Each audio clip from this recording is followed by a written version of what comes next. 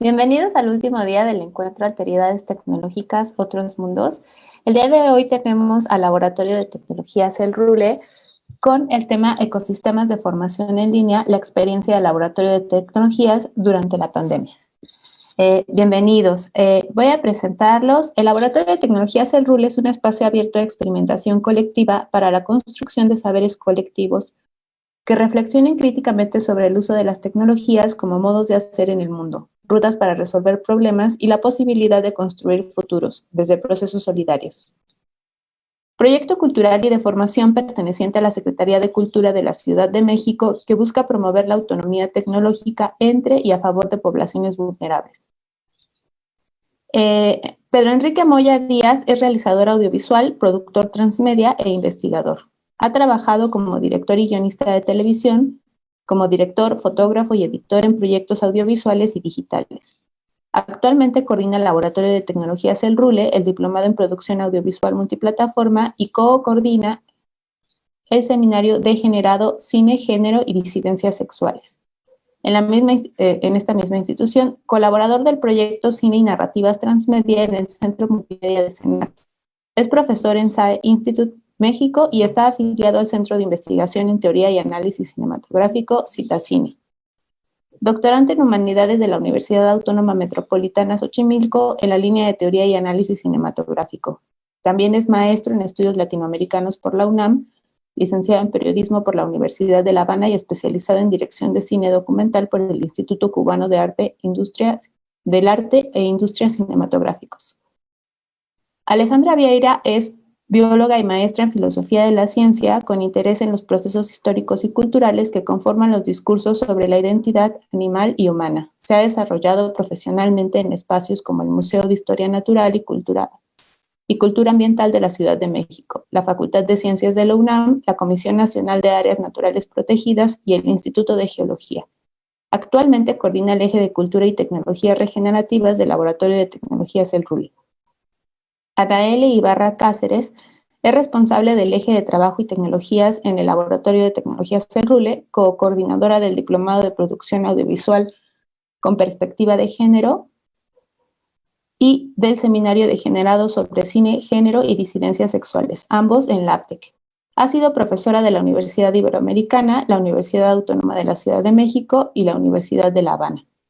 Estudia el doctorado en Humanidades en la UAM Xochimilco, es maestra en Estudios Latinoamericanos de la UNAM y es licenciada en Historia del Arte por la Universidad de La Habana. Ha trabajado como editora de publicaciones artísticas, curadora de exposiciones y ciclos de cine y video. También es crítica de cine y gestora de espacios culturales. Y Uriel Mata, que es estudiante de licenciatura en Filosofía en la Facultad de Filosofía y Letras de la UNAM. Sus líneas de interés se relacionan con temas de espacio público, poscolonialismo, movilidad y tecnologías. Actualmente forma parte del proyecto del Laboratorio de Tecnologías El Rule, donde se encarga de la gestión y programación. Además, coordina el programa abierto de experimentación tecnológica. Les damos la bienvenida y a quienes nos están siguiendo en el streaming los invitamos a dejar sus preguntas en la sección de comentarios. Y pues bueno, bienvenidos. Bueno, primero gracias Elena, gracias a el Centro Multimedia por la invitación al Laboratorio de Tecnologías a participar de este evento de alteridades tecnológicas. Y bueno, cuando nos hacían la invitación, proponíamos el tema de los ecosistemas de formación en línea, pensando cuánto han cambiado a raíz de la pandemia y por supuesto hablar de la experiencia específica del laboratorio de tecnología. No queremos tampoco pensar que la experiencia singular del laboratorio sea un modelo ni sea algo que pueda ser quizás extrapolado a otras instituciones o a otros espacios, ¿no? Pero sí nos gustaría compartir un poco lo que queremos hablar hoy, es compartir un poco lo que ha estado sucediendo con los procesos de formación que suceden en el laboratorio de tecnologías durante la pandemia. Tú decías justo en la presentación que hacías del laboratorio que básicamente es un espacio de formación, ¿no? Es un espacio de formación que pertenece a la Secretaría de Cultura de la Ciudad de México y es un espacio de formación, nos gusta pensar que es un espacio de formación crítico en tecnologías, pero lo que sea también que eso signifique, ¿no? O sea, justamente desde ahí hay una gran pregunta a qué significa, coordinar un espacio o llevar un espacio de formación en tecnologías desde una perspectiva crítica y cómo se dan los procesos de formación que suceden en este espacio. El laboratorio, voy a hacer una historia muy breve del laboratorio, lleva casi 2 años de fundado.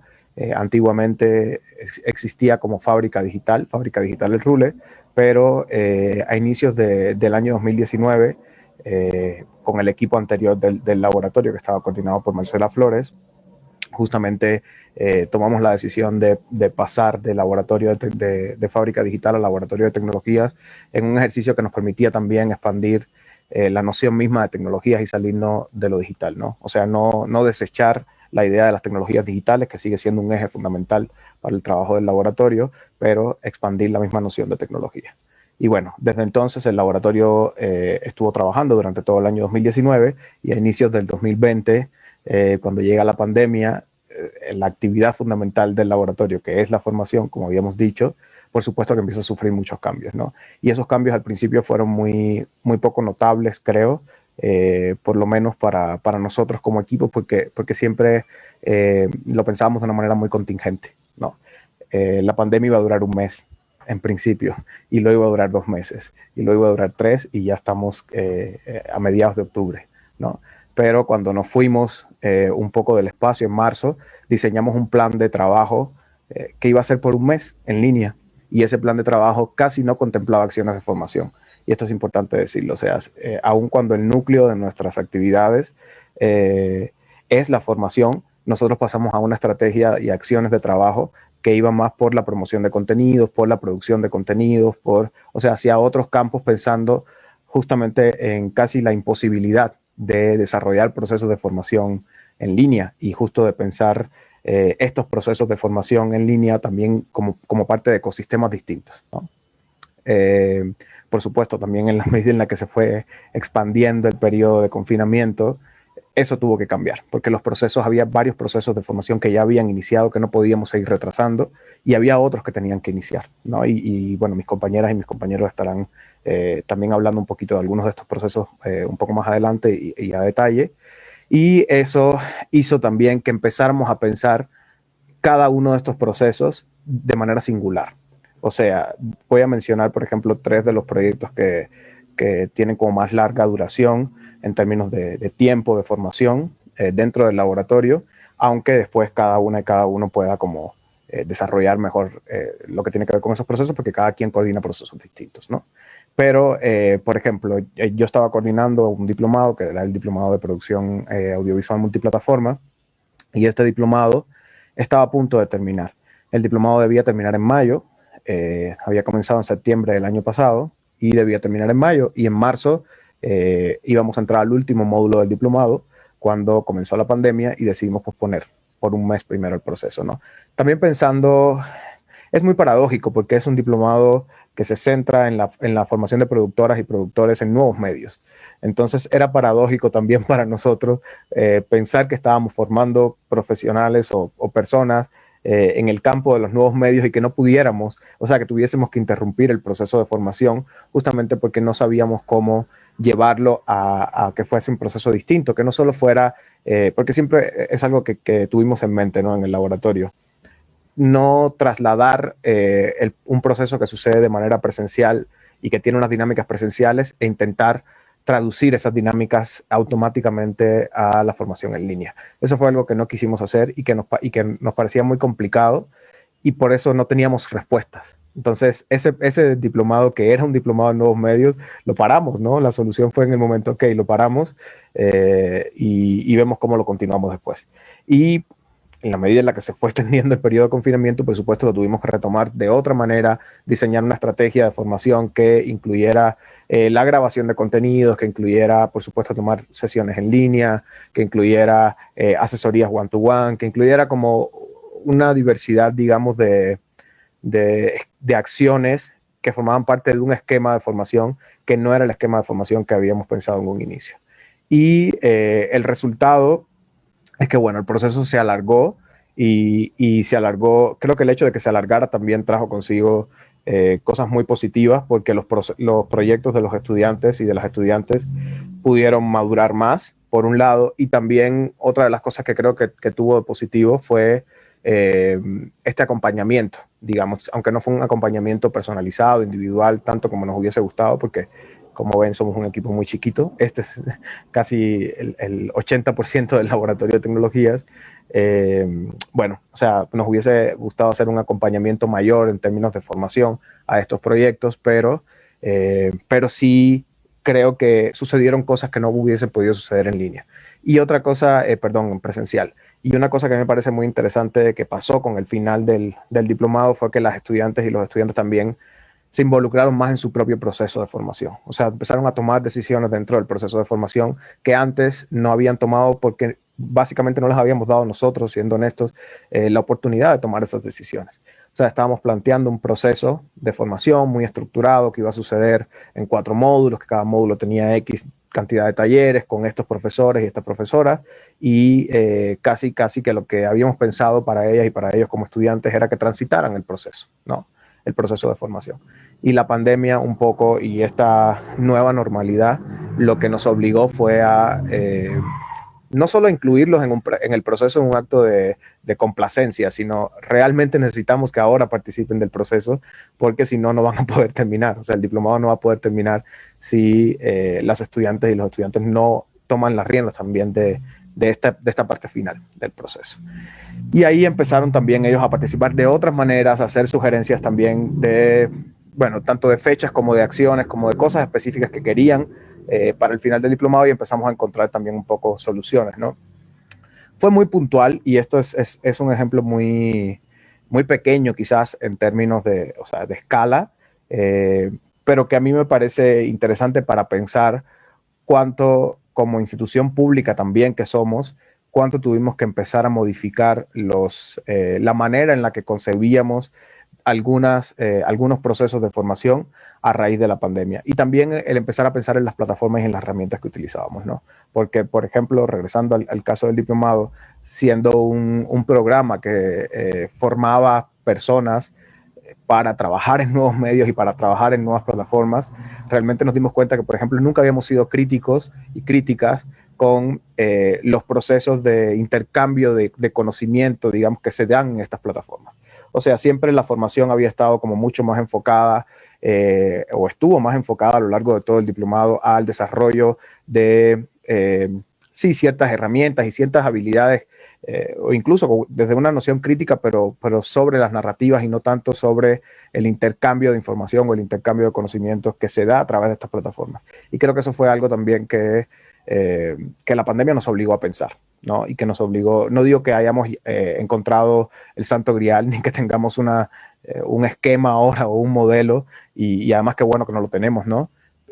Para desarrollar los procesos de formación desde el laboratorio de tecnologías, pero sí lo que nos obligó un poco todo este periodo es a pensar en la singularidad de cada proceso y a desarrollar entonces estrategias y acciones específicas para cada proceso de formación. Por eso hablábamos un poco de ecosistemas de formación, ¿no?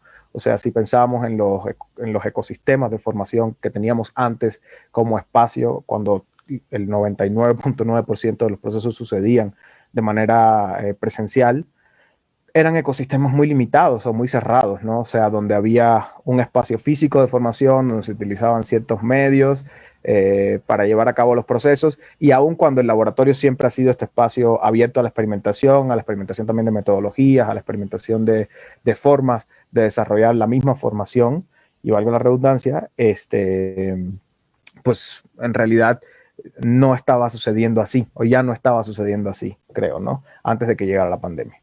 Y un poco lo que empezó a pasar después es esto, ¿no? Que cada proceso, por lo menos los de más largo aliento, los tuvimos que empezar a pensar de manera muy singular. ¿Qué se necesita para que este proceso se desarrolle? Y a qué áreas también empezamos a prestar atención y empezamos a integrar a estos ecosistemas de formación que no son solo las pantallas que utilizamos, los dispositivos que utilizamos, etcétera, sino las estrategias específicas que dentro de cada proceso se fueron encontrando. Y no me gustaría detallar demasiado porque seguramente mis compañeras Anael y Alejandra hablarán un poco más de esto en cada uno de esos otros 2 grandes procesos de formación, que por un lado es Papalomé, que está coordinado por Ale, y el diplomado en producción audiovisual con perspectiva de género, que está coordinado por Anaeli desde el laboratorio, y también co-coordinado por Paulina Romo, que dirige un colectivo de mujeres cineastas, que es Mujer Lab, ¿no? Entonces, o sea, es como una presentación un poco general del escenario en el que nos encontró la pandemia y de cómo ese escenario nos obligó a empezar a pensar de manera singular en cada proceso, aunque ya lo hacíamos de alguna forma, nos dimos cuenta que sí lo teníamos como muy estandarizado. Ok, ahora hacemos esto, luego, incluso en las maneras en las que los promocionábamos, en la manera en la que se inscribían las personas a participar de los procesos, ya había como un ritual, digamos, ¿no? Y como una serie de pasos a seguir asociadas a cualquier proyecto de formación que sucedía en el laboratorio. Y la pandemia nos obligó a parar, literalmente a parar, y después a pensar en la singularidad de cada uno. Y me gustaría aquí que entonces mis compañeras y mis compañeros hablaran un poco de esas singularidades. Justo como comenta Pedro, tuvimos que navegar en esta transición e incertidumbre, ¿no? Y aprender a estarla habitando todos los días. Entonces, en particular para, digamos, el eje que yo coordino, estaba iniciando justo en febrero, ¿no? Entonces, llevaba un mes y llegó la pandemia, ¿no? Entonces, toda una estructura conceptual que había estado trabajando tuvo que cambiar repentinamente, ¿no?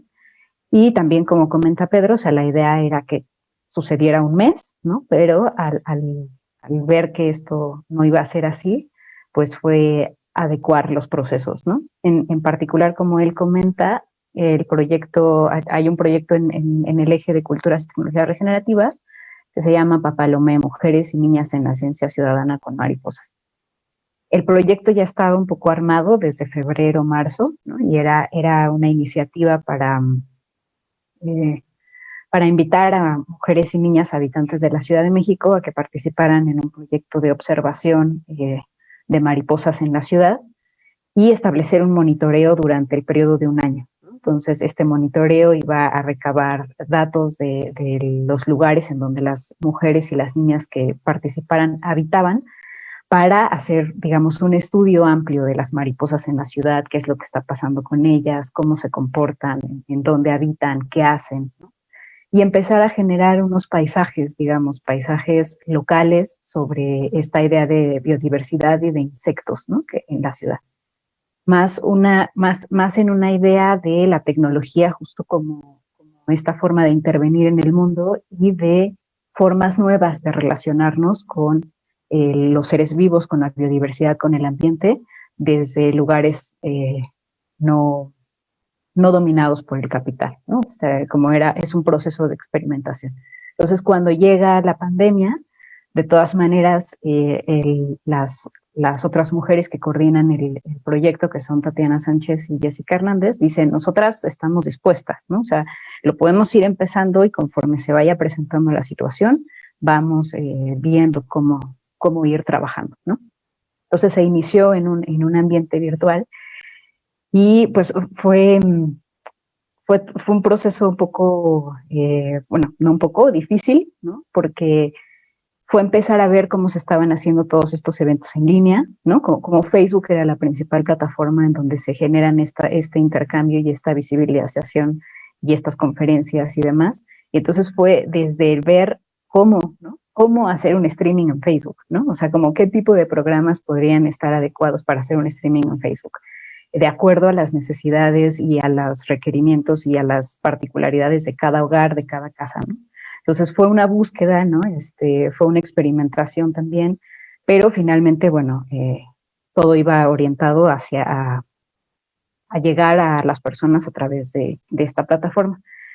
Pero en la experimentación, o sea, como a lo largo de estos meses, Papalomé inició en mayo, ¿no? Se sacó la convocatoria justo en línea en mayo, y todos estos meses, de mayo hasta acá, ha sido un proceso muy interesante de colaboración y de intercambio, ¿no? Así ha sido un lugar no esperado, o sea, no era un resultado, no era un camino que estuviera predeterminado sobre cómo se iba a desarrollar, y menos en medio de una pandemia, pero ha sido un lugar de intercambio de mujeres y de niñas que vienen desde muchos lugares, ¿no? Que son muy diversas personas, y que han tenido unas aproximaciones muy particulares hacia la observación de un insecto, ¿no? Entonces, digamos, se armaban estas pláticas en Facebook, ¿no? Que eran, ahí había una plática por mes en donde las coordinadoras las otras coordinadoras de Papalomé daban una charla al público en general, incluyendo a las participantes de Papalomé,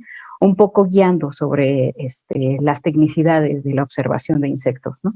Pero ya hubo un proceso después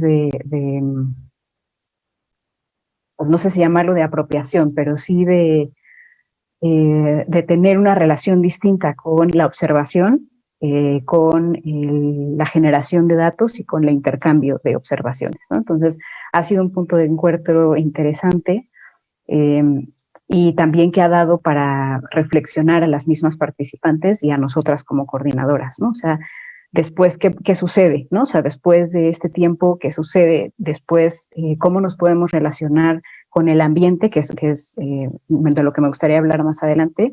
¿Cómo nos podemos relacionar con el ambiente que por lo general está caracterizado en exteriores, pero a partir de un confinamiento, ¿no? Entonces, eso es toda esta relación y toda esta reflexión que ha sido parte del proceso por lo menos de Papalomé y de las otras actividades que hemos tenido en el área.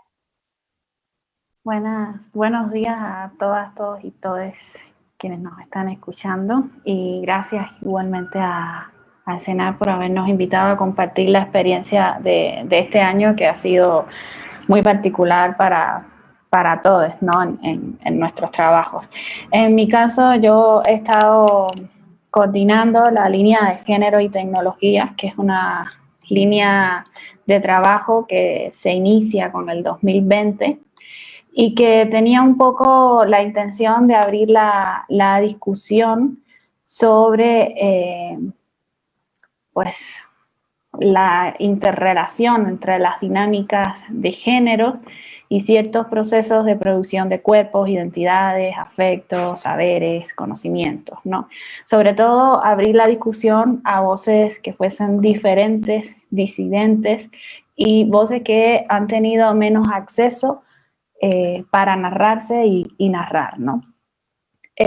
Sobre todo la línea tenía un énfasis, o así lo concebimos al inicio, en las tecnologías entendidas como modos de ser, como modos de sentir, como modos de conocer en particular, ¿no? Y un objetivo de poder cruzar, digamos, estas tecnologías, que al final son tecnologías, formas de estar y de ser en la vida, y el género, ¿no? El género que lo atraviesa todo, pero que para la mayoría de las situaciones no es visible para nosotras y para nosotros, ¿no? Entonces, bueno, cómo se instituyen estas tecnologías y el género, que también es una tecnología, cómo se atraviesan, cómo se conforman mutuamente, ¿no?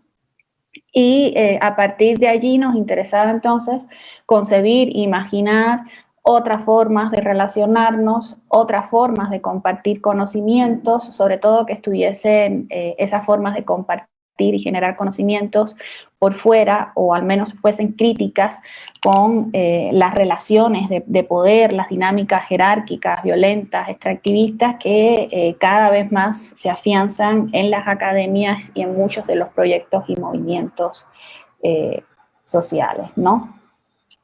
De allí, digamos, partieron como dos de los grandes trabajos que hemos estado realizando en la línea, y uno de ellos, que es el que vengo a compartirles hoy, que es el diplomado en producción audiovisual con perspectiva de género, que es un diplomado que se ha estado coordinando desde el laboratorio, específicamente desde la línea de género y tecnologías, con un colectivo de mujeres cineastas, que es Mujeres Lab, y su coordinadora, que es Paulina Romo.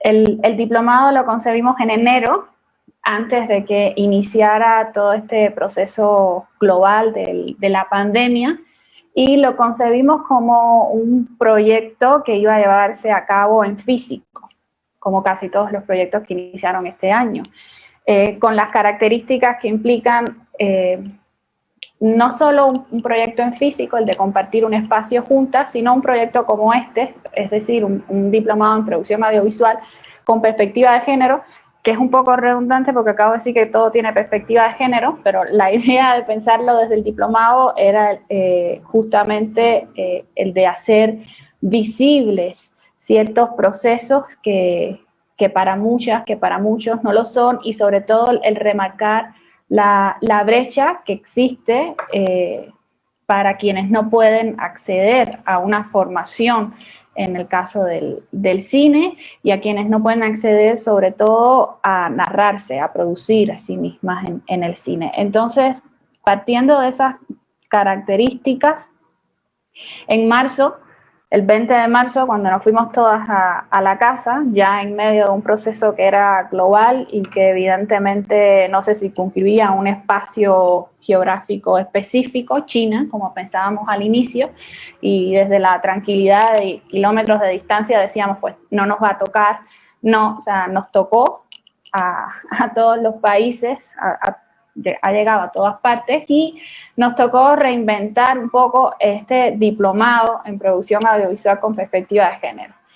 La primera pregunta era, pues, ¿cómo llevar al espacio virtual la enseñanza o los procesos de formación de cine específicamente, ¿no? Que implican de alguna manera, o no de alguna manera, implican necesariamente el contacto, ¿no? El contacto físico, el estar y el habitar los espacios de cierta manera, como lo hemos estado haciendo, y no a partir de pues las tecnologías de reclusión y encierro que se ponían en práctica a partir de la pandemia, ¿no?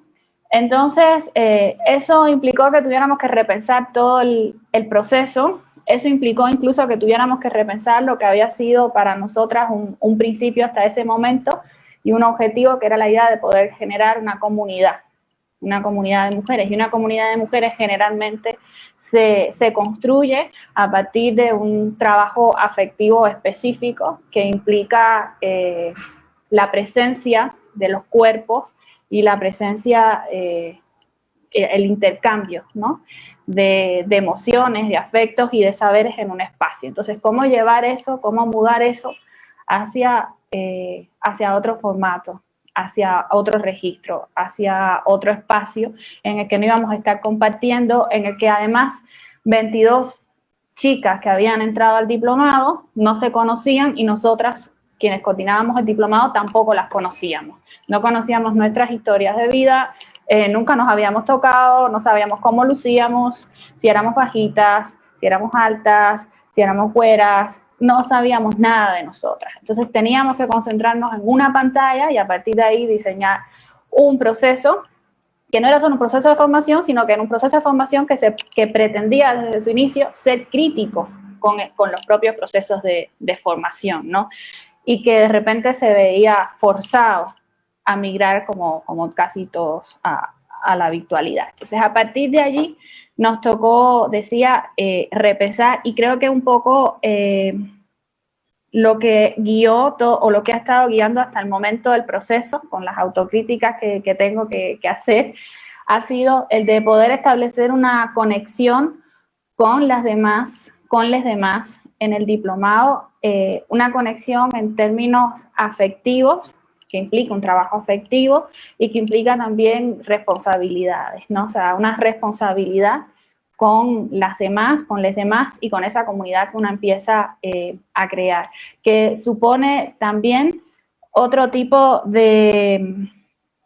Es un tipo de trabajo muy distinto al que estamos acostumbrados a hacer, que es imposible reducirlo a una lógica de planificación, que es imposible reducirlo a una lógica de intercambio como estamos acostumbrados a hacer, y sobre todo que es imposible reducir al tipo de administración burocrática por el cual pasan casi todos los procesos de formación, ¿no?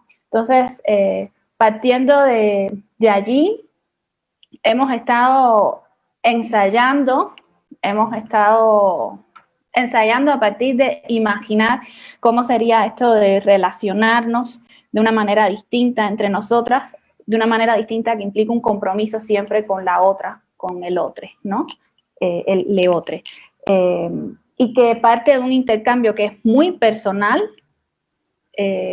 porque estás implicada en él completamente, que parte de un compromiso y de una pasión con aquello que se está haciendo, ¿no? O sea, muchas veces olvidamos lo que nos mueve, sobre todo en los procesos de formación. Entonces, para nosotras, que veníamos o intentábamos poner en práctica algunos de los principios feministas, de epistemologías, de metodologías feministas, era muy importante el compromiso, era muy importante aquello que nos mueve a establecer un contacto con la otra o con el otro, y sobre todo el pensar que estos son procesos intrínsecamente emocionales, ¿no? Que requieren un tipo de interrelación a largo plazo con las otras y con los otros y les otras, ¿no? O sea, que no es algo puntual. Y aquí, o sea, un poco para volver, voy a estar interviniendo. Me gustaría decir algo que quizás puede dar la idea del trabajo que hemos tenido que hacer, y específicamente voy a ir poniendo ejemplos de cómo se ha visto ese trabajo en la virtualidad. Y es que ahorita estamos a punto de terminar, este diplomado comenzó el 1 de mayo y termina el 30 de octubre. Y la mayoría de las chicas, de las chiques del diplomado, nos han manifestado que pues decía la angustia de que esto pronto va a terminar y van a dejar de estar acompañadas y ya nadie más va a leer sus proyectos audiovisuales y todo va a terminar ahí. Y esto no es una idea al azar, o sea, no es una idea fortuita. En realidad todos los procesos de educación los concebimos con un inicio y un final. O sea, salimos de la universidad y muchas veces amistades terminan allí, y también muchas relaciones con profesoras y profesores terminan allí, y la relación con el espacio educativo termina allí. Y la idea de este diplomado en producción audiovisual, partiendo de todo esto que vengo diciendo, de un trabajo afectivo, de generar una comunidad, es justamente que estos procesos no terminen allí, o sea, sino que estos procesos de alguna manera, al generar comunidad, estén todo el tiempo activos, que se modifican, porque bueno, sí, efectivamente el diplomado sí tiene un tiempo, son 6 meses y va a terminar, pero no va a terminar allí la relación que se establece, no termina allí el compromiso con la otra o el otro, de escucharle, de leerle, de acompañarle, cuando termina justamente el proceso, digamos, de recibir unas ciertas herramientas para poder llevar a cabo tu proceso audiovisual, sino que al implicar un trabajo afectivo, eso significa que pues va a continuar, que es de largo plazo, y que es exactamente el 30 de octubre, ninguna relación de las que se han establecido en el contexto del diplomado va a terminar, ¿no? O sea, se van a modificar y se van a transformar más allá de ese espacio específico que hemos estado compartiendo durante 6 meses todas. Yo traí una presentación para mostrar algunas de los registros que tenemos, porque los registros justamente es algo muy, no sé, Pedro, si me puedes ayudar a compartirla, porque yo tengo el problema que no puedo compartir en mi compu. Algo muy, muy característico de esta época es que cuando compartimos los registros de los procesos educativos siempre son en pantallitas, ¿no? En el caso de nosotras han sido comenzamos pensando que esto iba a ser algo transitorio. En el laboratorio no teníamos una plataforma ni siquiera para poder pensar desde ella los procesos educativos. Comenzamos con Jitsi, de Jitsi mudamos a IceOn, luego Meet, y finalmente nos dimos cuenta que esto no iba a ser algo transitorio, que no podíamos prever la temporalidad, el lapso, el plazo que íbamos a estar inmersas en esta situación, y que necesitábamos una plataforma para poder generar desde allí estos encuentros en el diplomado. Y nos decidimos por Zoom, que es la que creo que esto es importante.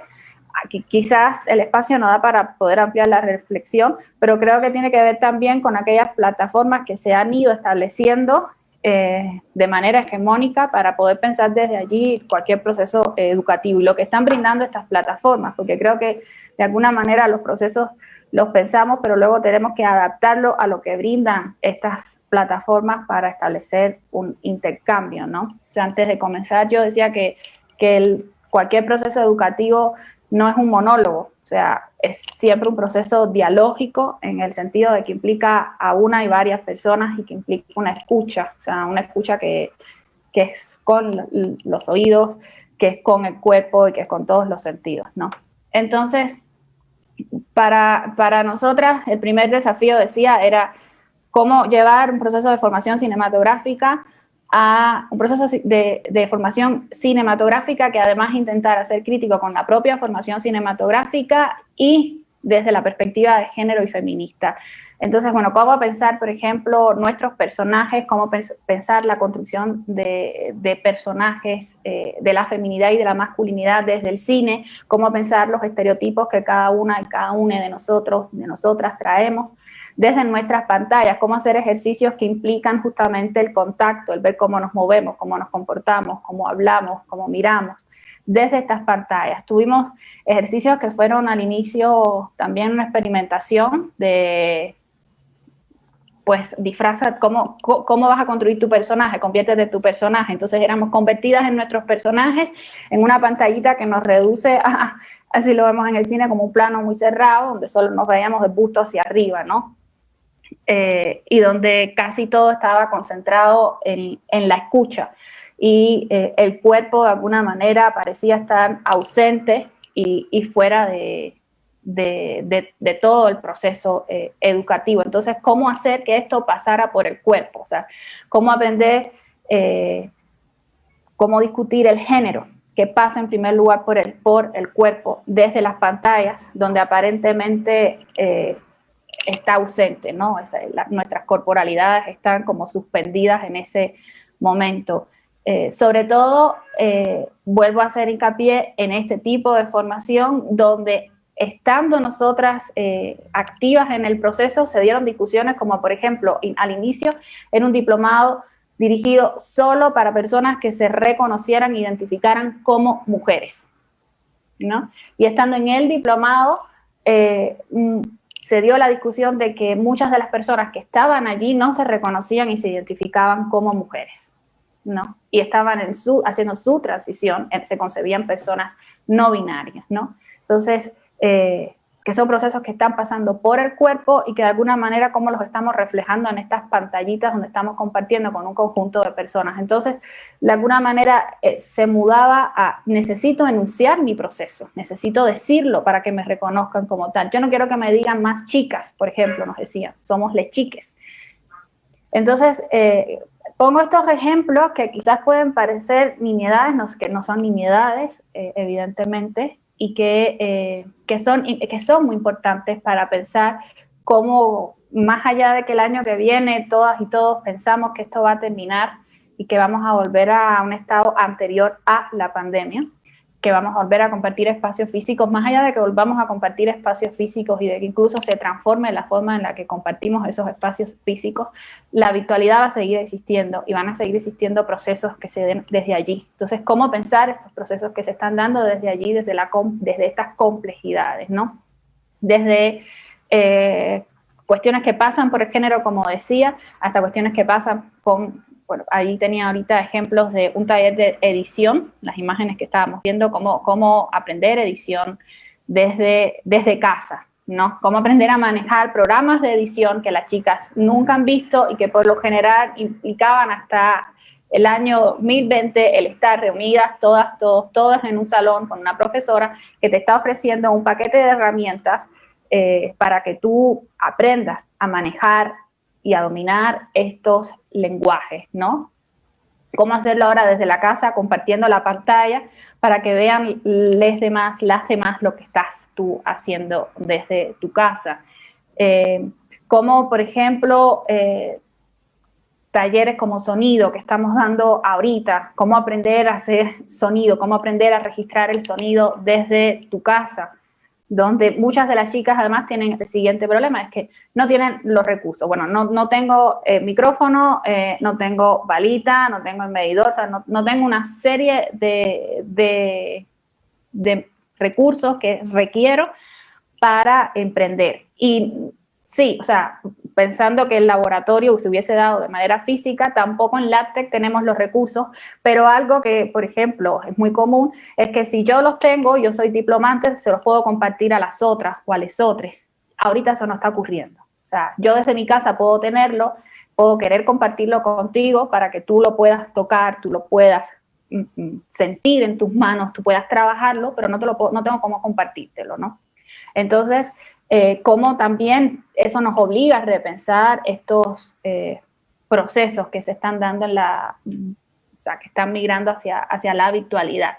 Nosotras hemos tenido que generar ciertas estrategias para ir compartiendo todo el tiempo, es algo que pensamos desde el inicio y que se transformó luego en la virtualidad. Crear espacios que nos permitan pensar cómo lo hemos estado haciendo hasta ahora, cómo nos hemos estado sintiendo en la pantalla negra de Zoom. Y creamos, por ejemplo, dentro del diplomado este espacio que se llama Trapicheo, donde nos reunimos cada vez que termina un módulo del diplomado. El diplomado tiene 3 módulos y compartimos cómo nos hemos estado sintiendo. No solo las talleristas, es decir, quienes están compartiendo su conocimiento con las diplomantes, sino también las diplomantes. Eso es muy importante porque para nosotras también era un principio el poner en práctica la horizontalidad en los procesos educativos y pedagógicos y la escucha, ¿no? O sea, y el generar procesos que fuesen o que tendiesen hacia la autonomía y la gestión del conocimiento. Entonces, este espacio de trapicheo es un poco para poner en práctica la autocrítica, o sea, saber hasta dónde hemos estado o no cumpliendo con lo que nos propusimos, cómo se da también en la práctica, porque a veces suena muy bonito como programa político apelar a todo lo que yo he estado diciendo, ¿no? El trabajo efectivo, el compromiso, la horizontalidad, la colectivización, pero en la práctica, ¿cómo se están dando esos procesos? En la práctica, ¿cómo estamos llevando a nuestro hacer?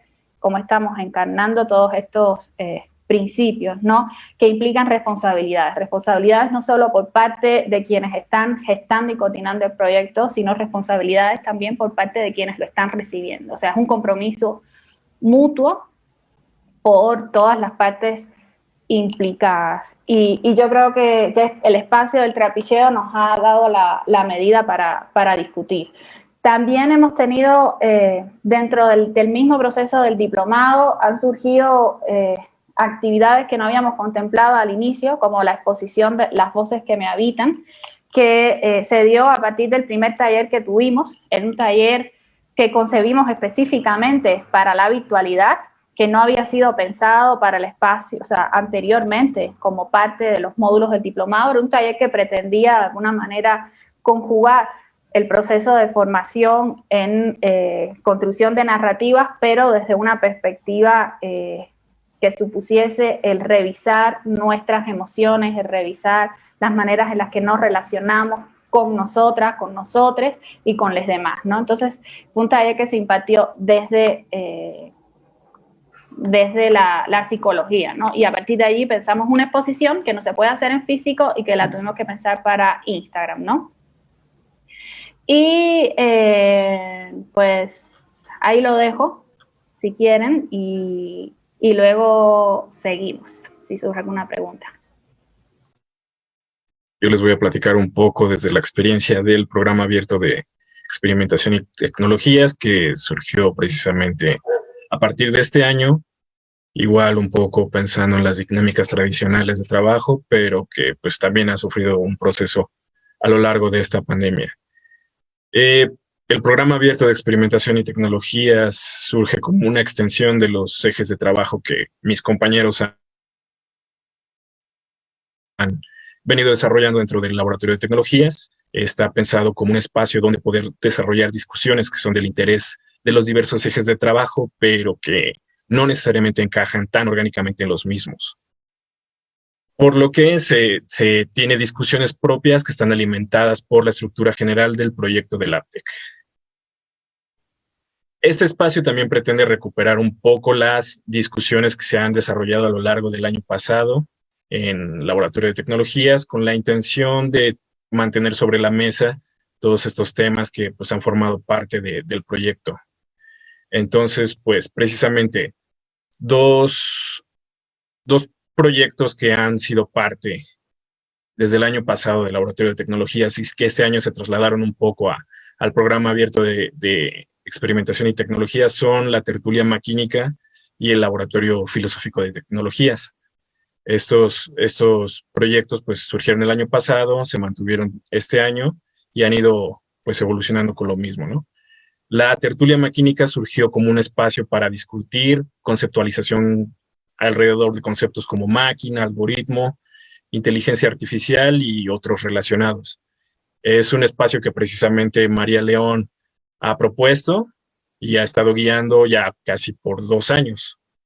Es un proyecto que, como les dije, ya había nacido antes de esta nueva normalidad y pues ha sido parte de la transición y migración de las dinámicas de interacción tradicionales a estos espacios digitales. La tertulia maquínica ha generado un poco de discusión en torno a cómo estamos pensando los procesos tecnológicos desde estos espacios cada vez más evidentes como son el machine learning. Busca cuestionar cómo es que son construidos estos espacios, qué alcances han generado y por qué parece ser importante plantearnos preguntas frente a ellos. Hemos observado un poco que este espacio de discusión se ha desarrollado un poco más de nicho, por así decirlo. Las personas que están interesadas pues suelen ya buscar un poquito temas más específicos. Pero pues siempre está abierta a generar apertura a todas las personas que busquen integrarse a esta discusión. Antes de la pandemia, la tertulia maquínica se desarrollaba de manera presencial, al igual que la mayoría de nuestras actividades. Si bien María León ha dado guía a la conversación, la misma también está pensada como una discusión colectiva, en la cual varios de los participantes han propuesto y dirigido los temas y las preguntas que han interesado a los mismos que construyen el espacio. Desde el LabTech nos parece importante un poco, pues, que los espacios se vuelvan habitados por quienes los construyen y que no sea al revés. Las conversaciones se plantean de manera colectiva y es un proceso que, pues, sí se ha mostrado bastante interesante, ¿no? Porque aquellos que desean integrarse, pues, pueden sentirse parte del proceso y también los que ya llevan participando en este proyecto desde hace mucho tiempo, pues siguen proponiendo y siguen alimentando un espacio que puede seguir creciendo y que es abierto y permite la interacción de diversas formas y no necesariamente establecer una línea de discusión dominante, ¿no? Pensando yo un poco en el proceso de la tertulia, en cómo lo hemos visto este año, pienso que uno de los retos que se ha presentado es cómo poder generar nuevos espacios y nuevas formas de relación para estas discusiones que a veces pueden ser un poquito más específicas. Si bien es cierto que ha seguido creciendo la tertulia durante estos casi 2 años, también es cierto que pues sí resulta de repente diferente para la gente tratar de abordar estos espacios que están pensados un poquito más como conversación que los que usualmente consumen como forma de exposición, ¿no? La tertulia pues sí está pensada un poquito más en este intercambio más directo, más del momento, de lo que se genere, y la gente a veces se conflictúa un poquito con este sentido de necesitar a veces algo establecido, pero pues precisamente va en contra de todo lo que estamos pensando desde el laboratorio, ¿no? Proponer de manera colectiva, proponer sobre la marcha. Pues sin duda la interacción cara a cara, cuerpo a cuerpo, nos es inherente, ¿no? Por lo que creo que es importante pensar en cómo generamos estas cercanías en estos espacios que también ya son parte de nosotros. Entonces, eso sería un poquito por el lado de pensar la tertulia maquínica, que como dije, es un proyecto que va ya casi a 2 años, que está desarrollando de manera quincenal a lo largo de nuestro programa y que está generando discusiones pues bastante interesantes, pero como dije al principio, esta no es el único proyecto que se está desarrollando como del lado del programa abierto de experimentación y tecnologías.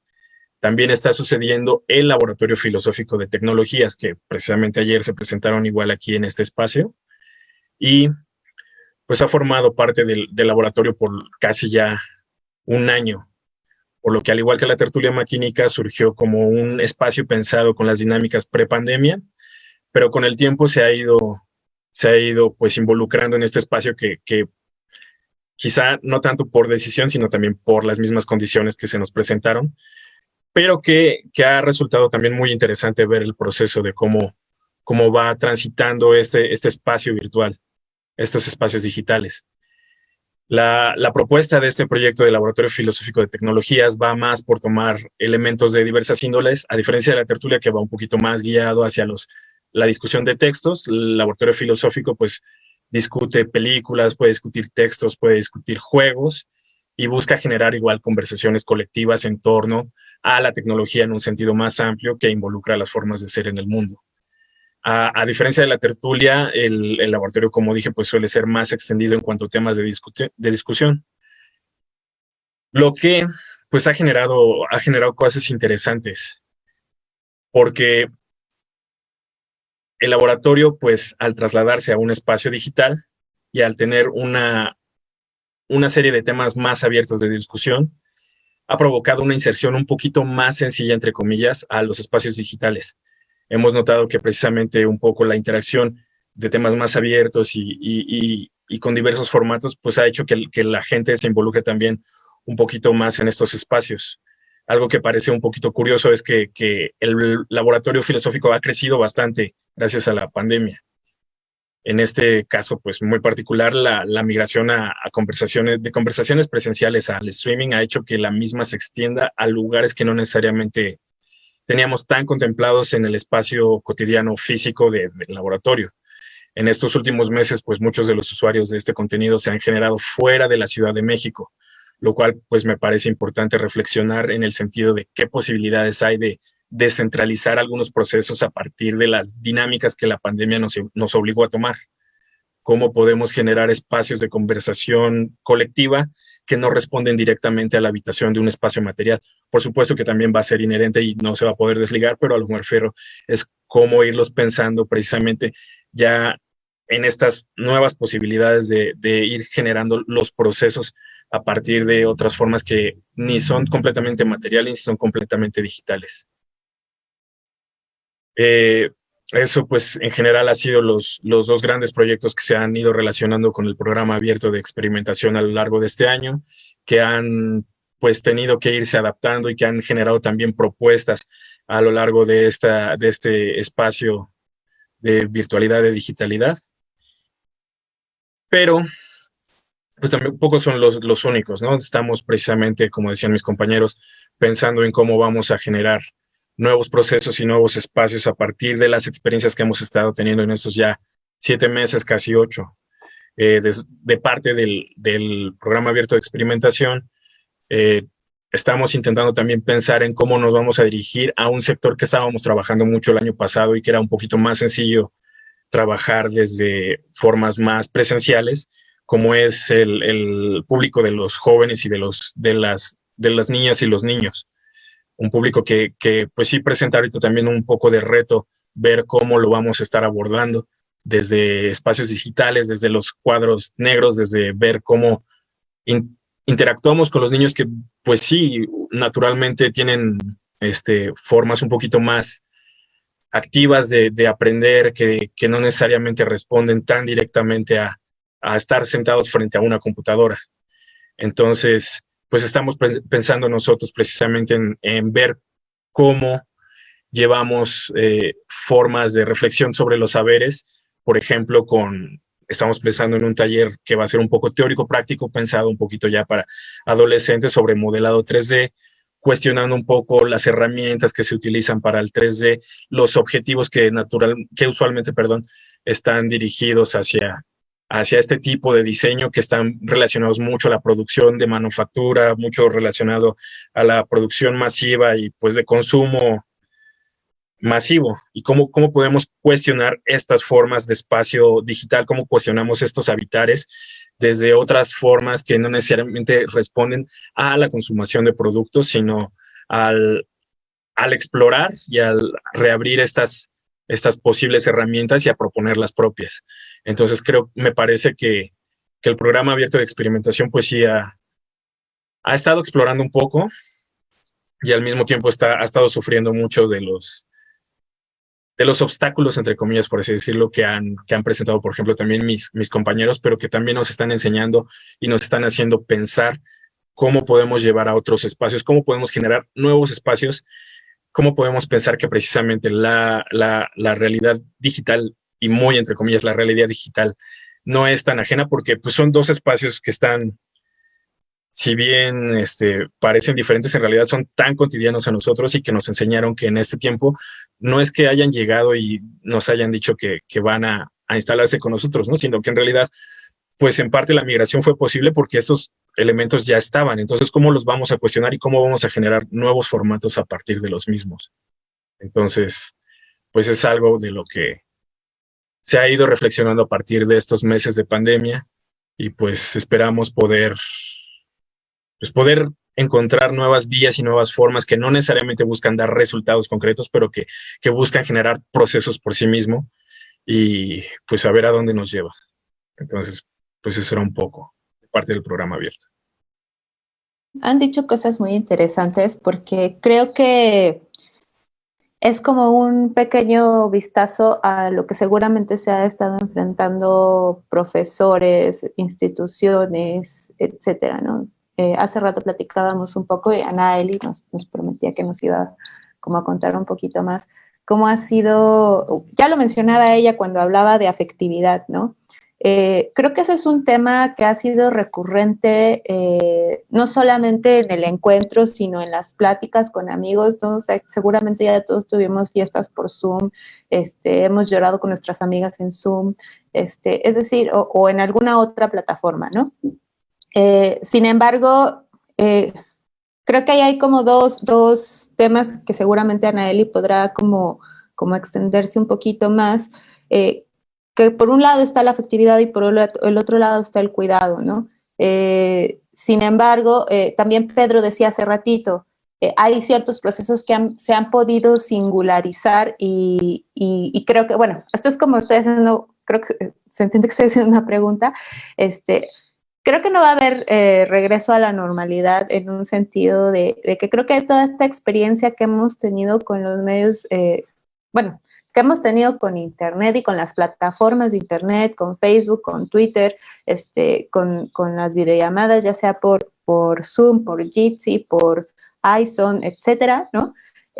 Por Meet, como que nos deja claro que hay cosas como que rompe ciertos mitos sobre la virtualidad que teníamos antes de la pandemia, ¿no? Donde se pensaba que hay ciertos procesos que podían perfectamente estar en línea, ¿no? También creo que viene a replantearnos el trabajo desde casa, ¿no? Creo que hay mucho chamba que se puede hacer desde casa perfectamente, pero también hay otro tipo de trabajo que sí necesita la forma presencial, ¿no? Entonces, no sé si ustedes quisieran como ahondar un poco en esto, sobre todo porque son el laboratorio de tecnología CERULE y porque seguramente están pensando en otras cosas, tanto en los procesos de formación como en la elaboración de talleres, de cursos, de conversatorios, etcétera, ¿no? Y sobre todo, bueno, algo que me parece muy interesante es esta línea, esto que decía Ale, ¿no? ¿Cómo replanteas el pensar o el trabajar con la naturaleza, ¿no? Pensar todos estos procesos desde lo digital, ¿no? Entonces creo que ahí hay cosas que estaría como bueno que pudieran profundizar. Sí, bueno, a mí me gustaría comenzar un poco con esto que decías de la necesidad justamente no solo de singularizar los procesos, sino de sacar esos procesos que van a estar ocurriendo de manera simultánea en el mundo presencial y en el mundo virtual, porque no solo ocurre en el mundo virtual, y creo que ya mis compañeras y compañeros han estado poniendo ejemplos de eso, sacarlos también de esa lógica que nos ha planteado la misma pandemia, ¿no? Al inicio de la pandemia yo recuerdo muchísimo que nosotras y nosotros también desde el laboratorio era volquémonos a las redes, ¿no? O sea, volquémonos a hacernos presentes, y de hecho hasta nuestros números crecieron mucho durante el primer mes de la pandemia y también había, o sea, todo el mundo estaba muy ávido, ¿no? De involucrarse en procesos de aprendizaje, de compartir saberes, etcétera, a través de ciertas plataformas, ¿no? Y como que eso nos cegó un poco y había una cierta utopía también, siento, sobre el uso de estas plataformas. Y eso no nos permitió al inicio también, un poco lo decía Ale y también Anaeli, como incluso hasta cuestionarnos qué plataforma era la más adecuada para nosotros, ¿no? También fue como de, bueno, ¿cuál podemos pagar, ¿no? Y cuál podemos usar mejor para los fines del laboratorio y cuál sirve mejor a este proceso y cuál sirve mejor a otro. Y bueno, eso nos llevó a la experimentación que ya han estado compartiendo. Pero también nos llevó a otra experimentación que no solo los procesos iban a ocurrir en línea como habíamos pensado en un inicio de la pandemia, ¿no? Nos pasó en varias de estas experiencias. Creo que les pasó a las chicas y las chicas del diplomado, justamente con personas que no tenían acceso a Internet. ¿Y qué sucede? Te las sacas del diplomado, de un diplomado que ya habían entrado antes y que no iba a suceder en línea. Nos pasó a nosotros en el diplomado de producción multiplataforma también. Había personas que sencillamente no estaban en WhatsApp. No había forma de mantener como grupos de comunicación constante vía electrónica, y que había que desarrollar otras estrategias de acompañar los procesos, ¿no? Entonces, yo pensaría también en un primer momento en estas distintas dimensiones, ¿no? De lo tecnológico y también de las distintas tecnologías y de los medios que estamos usando. Eso sería como lo primero. Pensar otra vez, en la singularidad de los procesos, pero no solo como una consigna, sino realmente en las necesidades específicas de los procesos, en tanto las personas que participan en los procesos. O sea, no solo del proceso en sí, de necesito una plataforma que me permita dar clases en línea, necesito que la gente tenga acceso a esto y a esto y a esto y a estas tecnologías para que el proceso funcione, sino es también como un cuestionamiento a la inversa. Es qué herramientas y qué posibilidades tienen las personas que participan en los procesos de integrarse a un proceso de formación que va a suceder en línea y también fuera de Internet. Esa primera pregunta, que parece muy simple, realmente trastoca por completo el sentido de los procesos educativos en línea. O sea, si no pones por delante las necesidades tecnológicas del proceso, sino de las personas que quieren participar en el proceso y de las posibilidades de acceso y también de uso de esas personas, de las tecnologías, te obliga radicalmente a cambiar el proceso de formación, ¿no? Y creo que es algo que ha sido un aprendizaje duro, o sea, no ha sido nada sencillo y seguimos aprendiéndolo, pero ha sido un aprendizaje muy duro para el laboratorio. Justamente el no poner por delante nunca en el proceso las tecnologías que están a nuestra disposición, sino a las personas que van a participar. Entonces, ¿cómo creamos ahora sí ecosistemas de formación que incluyan a estas personas, ¿no? Y también ecosistemas de formación que funcionen en distintas dimensiones, lo que decía. O sea, que no todo el mundo va a participar en el proceso de la misma manera, y eso está bien. Los procesos de formación no tienen que ser un monolito. O sea, no tienen que, todas las personas que van a participar no tienen que estar todo el tiempo en el mismo lugar. Y eso es lo bueno y lo rico del proceso. Y creo que la pandemia también, a la mala, nos está enseñando eso, que si no queremos dejar fuera personas, tenemos que pensar los procesos de forma mucho más abierta, ¿no? Y bueno, yo quería como apuntar un par de cosas más que tenían que ver con cómo empezamos entonces a usar estas plataformas una vez que ya nos pudimos, entre comillas, empezar a cuestionar, porque hay cosas que no podemos cuestionar. O bueno, no las podemos cuestionar, pero no podemos salirnos de ellas. Como esto, no podemos pagar 4 plataformas de streaming a la vez, ¿no? O sencillamente hay unas que van a permitir hacer cosas que yo necesito hacer porque no encuentro otra forma de hacerlo. Eso creo que ahora mismo nos está pesando bastante. En el laboratorio, por ejemplo, decidimos en un inicio no usar Zoom y no usábamos Zoom. Las chicas del diplomado lo usan, pero no para hacer streaming. O sea, lo usan para algunas sesiones dentro del diplomado. Y nos fuimos por iZone. Pero al usar iZone también tiene como es una plataforma muy pesada, que tiene como otras también características, ¿no? A la hora de permitirte hacer cosas o no dentro de ella.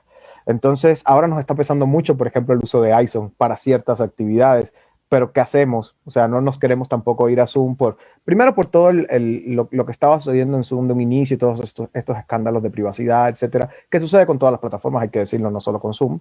Lo que pasa es que en Zoom se ha como focalizado un poco el asunto, pero bueno, o sea, ahorita nos está pesando mucho también la elección de una sola plataforma, pero no podemos tener 10, no podemos pagar 10.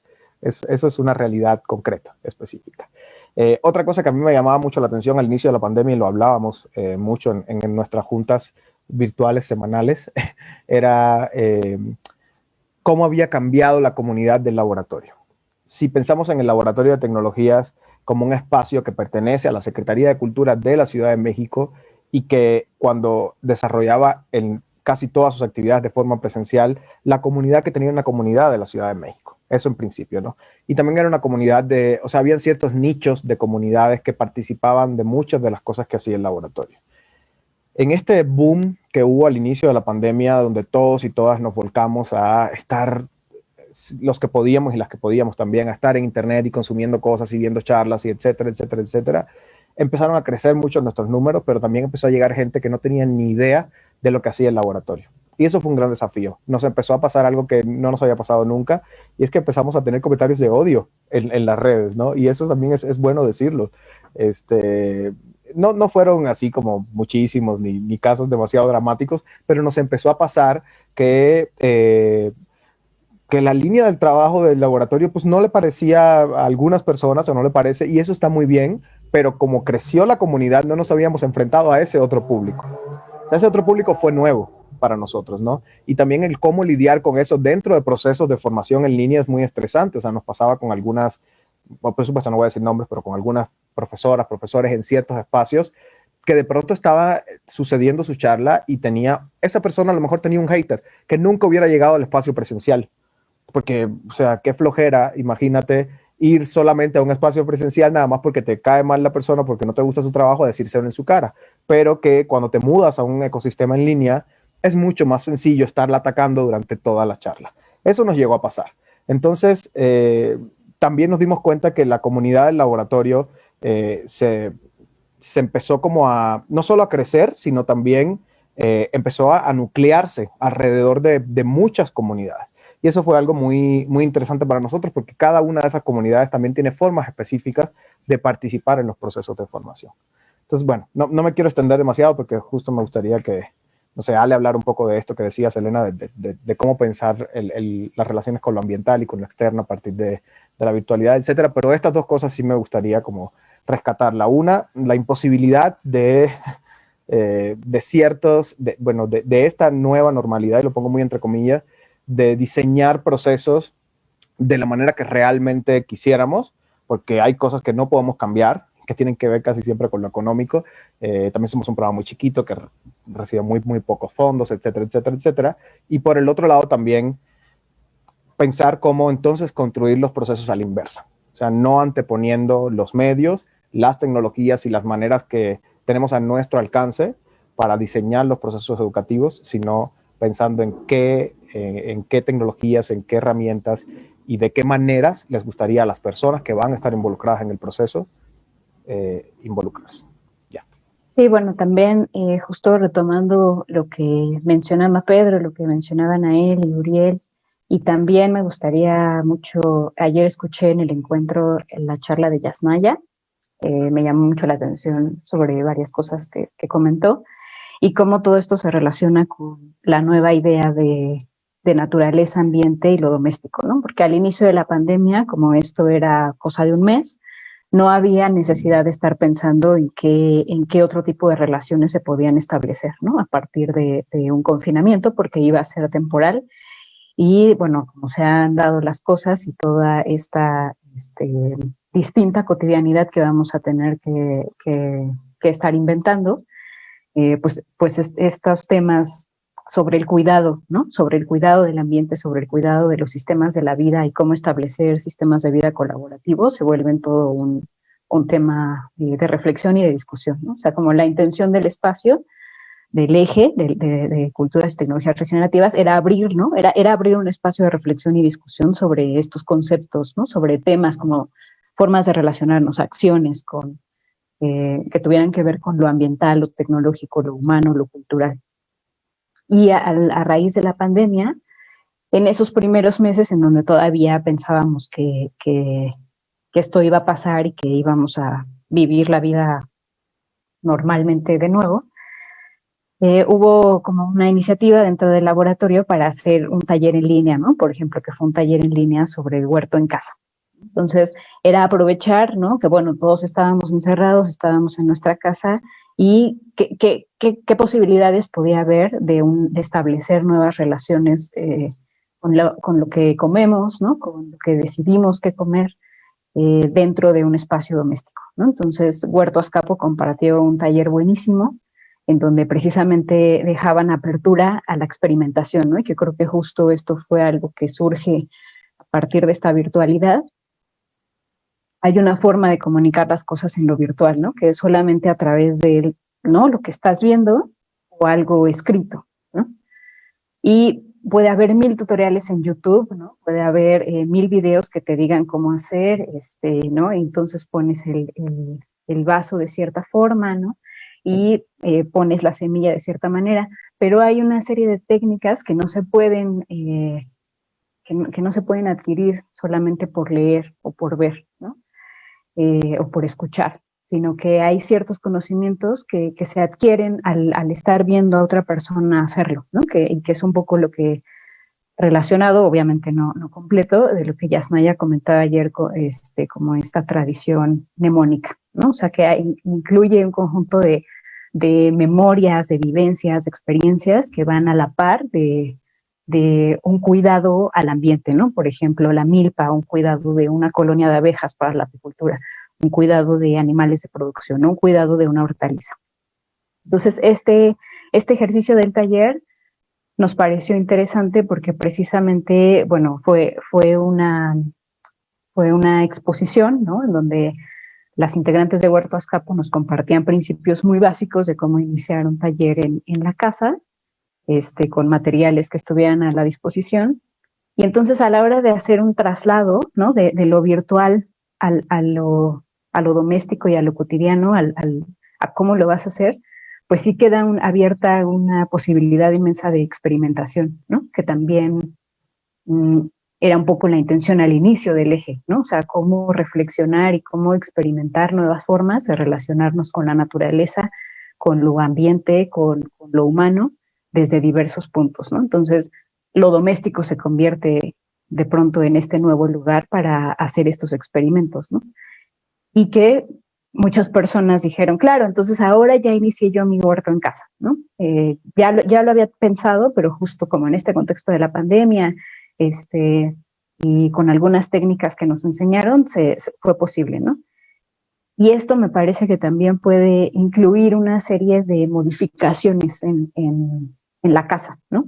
Sobre el cuidado de los seres vivos, ¿no? De los seres vivos que finalmente te van a procurar la vida a ti también, ¿no? Entonces hay una serie de modificaciones en las dinámicas familiares de la casa y demás que dan cuenta de una nueva relación con lo ambiental, ¿no? Y que no necesariamente esta relación con lo ambiental tiene que venir de los lugares tradicionales en donde hay un listado de cosas que hacer, ¿no?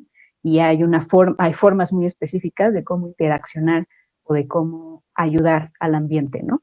Por ejemplo, salir y recoger la basura o inscribirte en una asociación civil dedicada a mejoramiento ambiental, ¿no? O sea, sino que se abren otros espacios de posibilidad. Eso, no es que quiera darle una moralidad a la pandemia, ¿no? Y decir que, ay, gracias a la pandemia ahora todos somos muy felices. No, o sea, no es la intención, pero sí que hubo una posibilidad de apertura a otras posibilidades.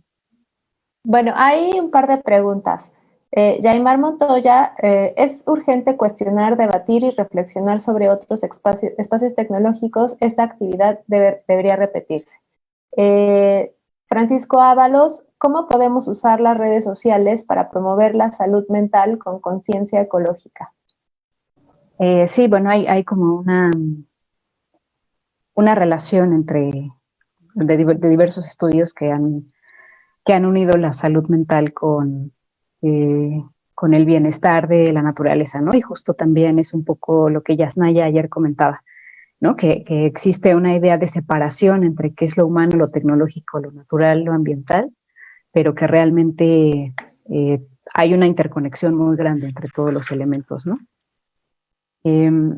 Me parece que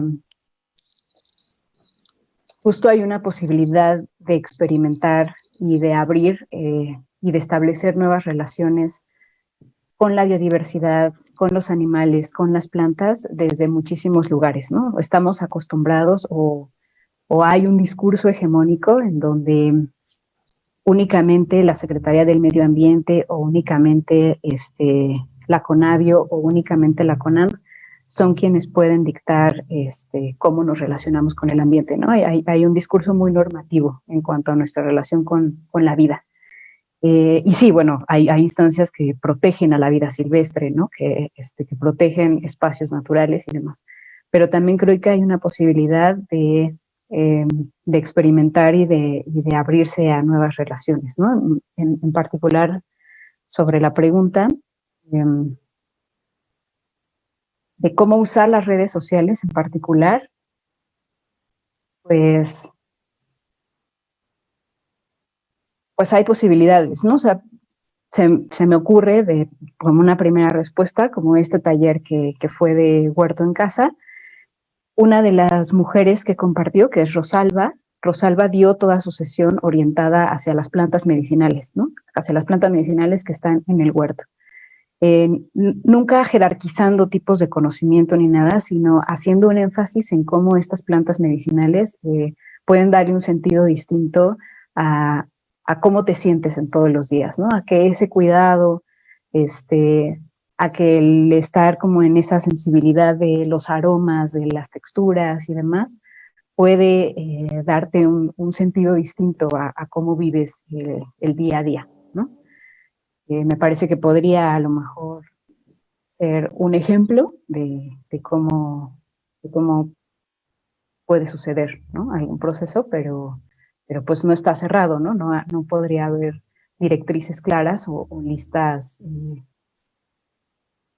a seguir, que es justo la idea del laboratorio, es abrirse a la experimentación y a los diferentes procesos.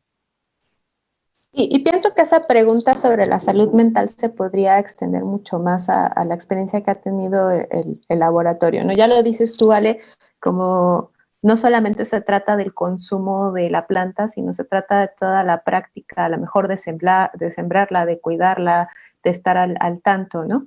Pero también por otro lado, este ejemplo que también lo mencionó Uriel cuando decía que cambia o sea, que tienes un proyecto en físico, pero que cuando lo llevas a digital, el público cambia, las interacciones son distintas, ¿no? Como dice Pedro, aparece gente con más tiempo para venir a decir cosas. Y no es que el laboratorio no sea un espacio donde no puedas decir tus inconformidades, ¿no? Porque me parece que particularmente el laboratorio de tecnología es un lugar donde puedes ir a quejarte de lo que no te gusta. Pero a lo mejor no sé si podríamos profundizar un poco más cada quien desde su área, porque creo que cada uno desde la línea en particular que tiene, podría como tener una reflexión muy interesante sobre la idea de experiencia, ¿no? Porque creo que esta idea de experiencia cuerpo uno frente a otro y experiencia digital, no es que sea menos valiosa una que otra, pero creo que son experiencias distintas y que al final del día, pues bueno, o sea, el problema de la pandemia es que estamos todos encerrados, o estamos con miedo, o estamos con incertidumbre, porque no solamente es el miedo a contraer la enfermedad de COVID, ¿no? Sino es la completa incertidumbre porque es una incertidumbre económica, política, social. Seguramente los planes de vida que cada quien tenía se han visto modificados. Hay como también una imposibilidad de pensar un poco en el futuro, ¿no? Entonces, que a veces que uno puede hacer planes y no se cumplen, pero como que hay una posibilidad de hacer planes, ¿no? Ahora como que la misma idea de planear se ha transformado. Entonces, no sé si quisieran como ahondar en este tema. A mí me gustaría decir algo sobre la pregunta de la relación entre la salud mental y la conciencia ecológica, porque es algo que de alguna manera, aunque no era un objetivo o un tema central para el diplomado, la coyuntura que estamos viviendo nos obliga a pensarlo y tiene que ver con, en primer lugar, cuáles son los sentidos que tenemos sobre lo humano, cómo significamos lo humano y cómo significamos la relación entre lo humano y lo no humano, porque de alguna manera el virus, el COVID, lo significamos como aquello no humano, y lo no humano para el sentido dominante de la humanidad siempre implica una amenaza y una agresividad para nosotras y nosotros.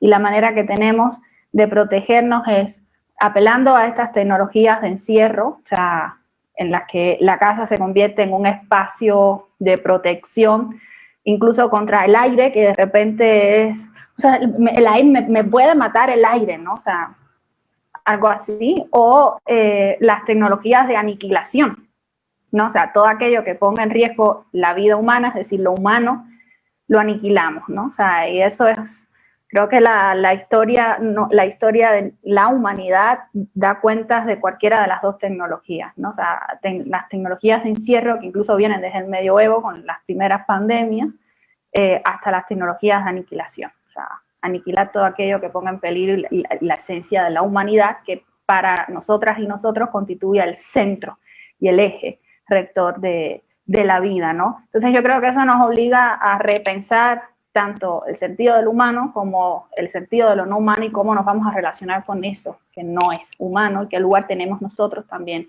en la vida. O sea, que no puede seguir siendo un lugar central desde el cual aniquilemos o sea, el resto de las formas de vida que existen y cómo están, ¿no? en el mundo que habitamos, que tiene que haber otro tipo de ética, o sea, rigiendo, o sea, no solo las relaciones entre humanas y humanos, sino entre las relaciones de lo humano y lo no humano. Y eso me parece fundamental. Yo creo que cualquier discusión que se plantee sobre nuestra salud mental tiene que partir desde ahí. O sea, no es solo el cuidado hacia nosotras, hacia nosotros, sino cómo el cuidado de nosotras y nosotros implica también el cuidado de lo otro, o sea, lo que llamamos lo otro, que es lo no humano, ¿no? En este caso, y cómo relacionarnos, porque eso me parece como vital, ¿no? O sea, esto de encerrarnos en la casa, porque de repente hay un peligro afuera. Creo que hemos tenido muy poco tiempo para reflexionar sobre lo que hemos estado viviendo. Creo que necesitamos distancia para poder ser más críticas, más críticos, para pensar con más profundidad, pero creo que no puede seguir siendo la solución y la forma de habitar este espacio. O sea, el encierro supone algo y tiene que ver con la centralidad que tiene lo humano y la forma destructiva en la que nos apropiamos de todo, ¿no? Incluso entre nosotras, entre nosotros y también de la naturaleza, de lo que llamamos como naturaleza y significamos como naturaleza. Y eso a mí me parece fundamental. Yo creo que no ha sido un tema en el caso de nosotras, del diplomado, pero sí ha sido una preocupación, ¿no? O sea, desde que una se pregunta, ¿y cuándo nos vamos a ver? ¿No? O sea, nos queremos conocer, queremos estar juntas, ¿no? Pero ¿qué implica también estar juntas? Por ejemplo, ¿no? O sea, hay quienes viven con las abuelas, con los abuelos, con las tías, con las madres, ¿no? O sea, esto también ha supuesto el pensarnos no desde nuestras individualidades, sino como parte de una cadena. O sea, estamos todo el tiempo dependiendo de otra y otro, y eso creo que no había sido tan visible hasta este momento. O sea, desde cómo estamos conectadas y conectados en la virtualidad, que podemos estar charlando a las 10 de la mañana entre Hong Kong y la Ciudad de México, y nos estamos viendo allí, estamos presentes físicamente en el espacio virtual, o sea, intercambiando, hasta cómo hay una conexión entre las personas de otro tipo, ¿no? O sea, cómo tu salud depende de mis acciones, o sea, tu salud física, tu salud emocional, tu salud psicológica, y cómo dependemos unas y otros, dentro del humano y lo no humano también. O sea, vuelvo con ese algo que me parece fundamental. Y en el caso de nosotras tuvimos, yo decía cuando estaba mostrando la presentación, un primer taller que concebimos específicamente para la pandemia, porque nos dimos cuenta que era necesario pensar las formas de cuidados del sí y las formas de, o sea, desde el autocuidado hasta cómo cuidar de las y los demás, ¿no? O sea, el cuidado forma parte de cualquier trabajo afectivo inmaterial. Y empezamos por allí, ¿no? O sea, por pensar eso, o sea, cómo cuidarnos y cuidar a las y les demás. Y eso abrió muchos temas, abrió muchas discusiones, entre las que está esta que estoy trayendo. Y otra cosita sobre la que quería ver, porque me parece muy importante, que Pedro la mencionaba, y que tiene que ver con pensar los procesos a la inversa, es decir, no construir o no diseñar programas o no diseñar para plataformas, partiendo de ideas que tenemos, sino invertirnos desde, bueno, cómo lo queremos dialogado, qué dispositivos tenemos para poder migrar. A nosotras nos pasó cuando iniciábamos el diplomado, que de repente estábamos todo el tiempo preguntando, ¿podemos hacerlo por Jitsi? Todas pueden. No, yo no tengo teléfono, o sea, yo tengo una compu y es muy malita, o yo no tengo compu, tengo un teléfono, pero mi teléfono de repente es 2G.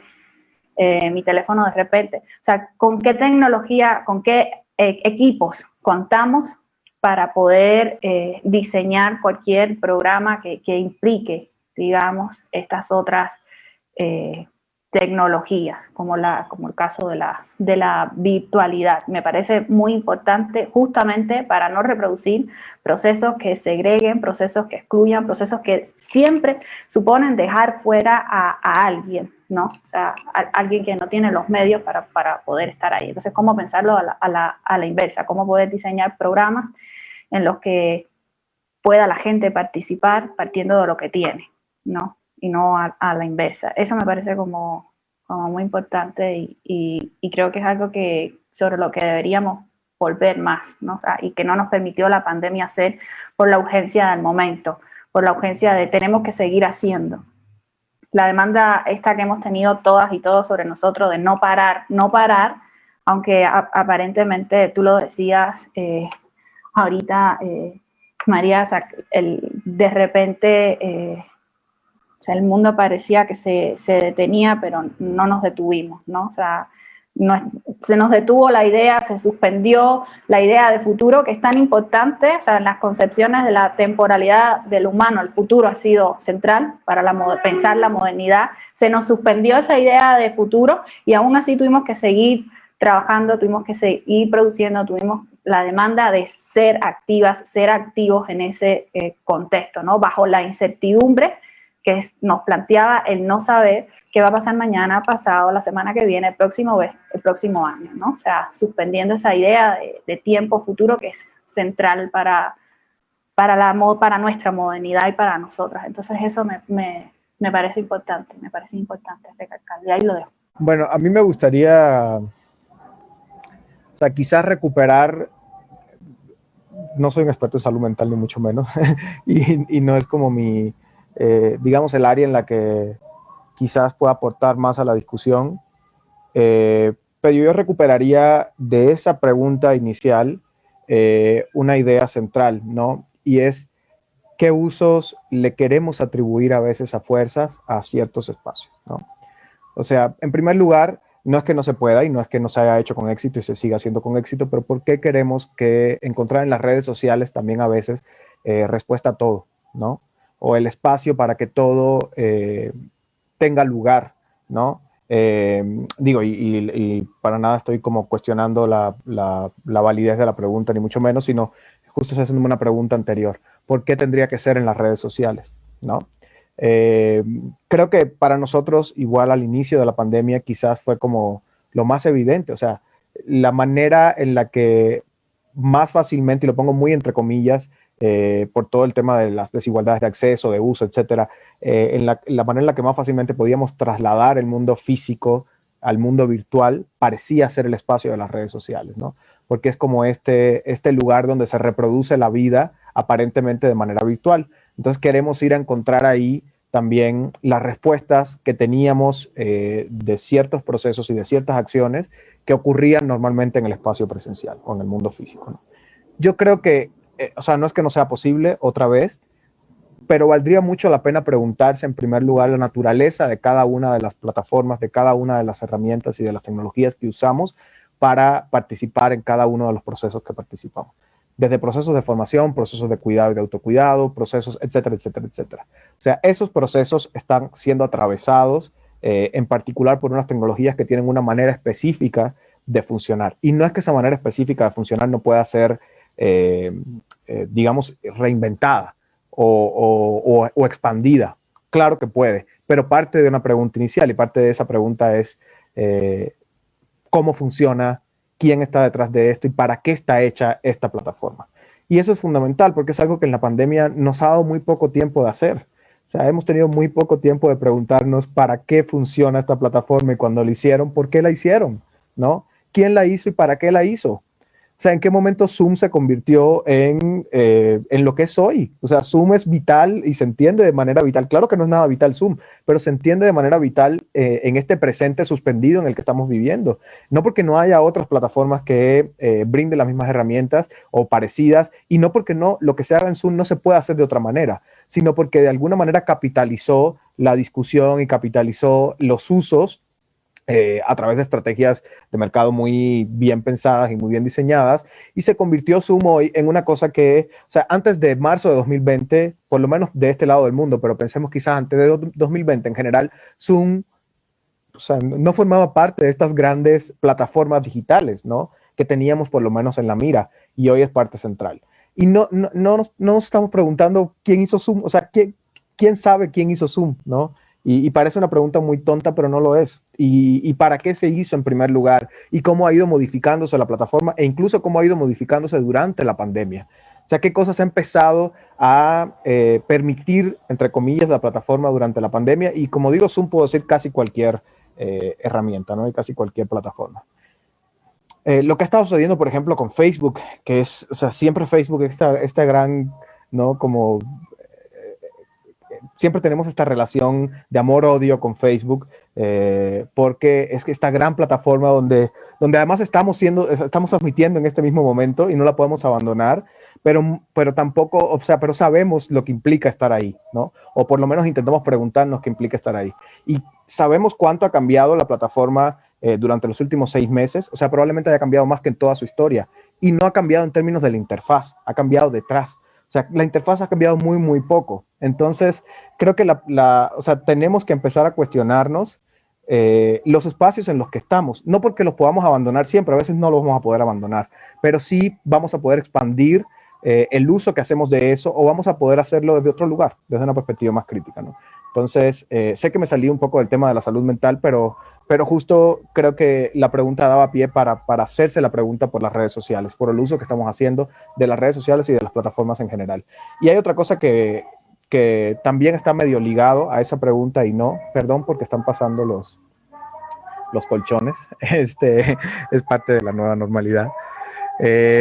Bueno, hay otra cosa o sea, que creo que es muy importante sentarnos a pensar, y es el sentido de la comunidad, de lo comunitario, ¿no? Anaeli estaba justo mencionando la importancia que tiene las relaciones que quizás no eran tan visibles para nosotros y nosotras antes de la pandemia, entre todas y entre todos, ¿no? Y que ahora se han hecho mucho más visibles en el sentido de me tengo que cuidar, porque cuidándome no solo me cuido a mí, cuido a mi abuelita, cuido a mi abuelito, cuido a esta persona, o sea, cuido a los demás. Hay un sentido de responsabilidad y de corresponsabilidad en el cuidado, no solo personal, sino también colectivo.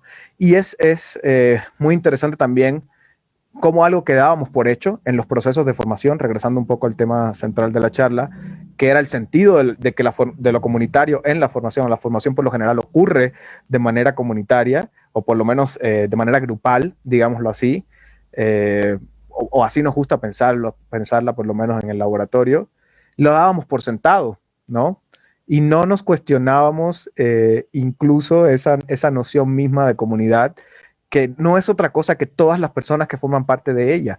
Entonces, si una sola persona que forma parte de esa comunidad no tiene el acceso a los mismos medios, a las mismas tecnologías, y puede participar de igual manera, aunque sea a través de otros dispositivos, en la conversación que se está construyendo dentro de un proceso de formación, esa comunidad está fracturada, o en realidad no, o estamos excluyendo a esa persona de la comunidad. Entonces también esta cosa que damos por sentado y que no es nada, por ejemplo, raro cuando queremos tomar un taller Uriel hace rato mencionaba el taller que estamos preparando de modelado 3D para adolescentes, ¿no? O sea, no es para nada raro que cuando te inscribas a un taller de ese tipo te digan, tienes que tener compu con tales prestaciones, tienes que tener tales cosas, y, o sea, solo de esta manera vas a poder acceder a este proceso, ¿no?